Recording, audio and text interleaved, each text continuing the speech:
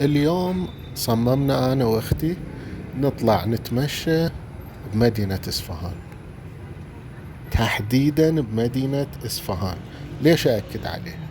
لأن البارحة صارت وجهة إعلامية اللي صاير قصف بمدينة إصفهان، وتارسين الدنيا صور ودم وانفجارات ومن هالسوالف.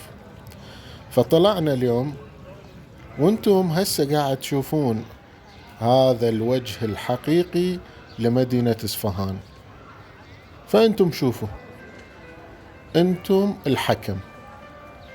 هاي مدينة إصفهان اللي قاص فيها، مثلا قاص فيها، من قصفها؟ وين قصفها؟ وين الموتى؟ وين الجرحى؟ شايفين أثر من القصف؟ فهاي أنتم، وهاي تصاوير اليوم.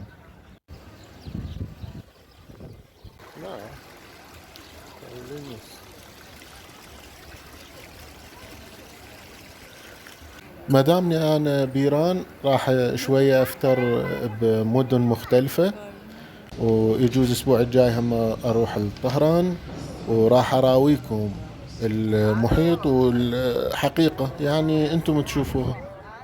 زين، أكو ناس اجوا لإيران، كويتيين ومن غير، شافوا إيران، فأنتم هم شوفوها هسه.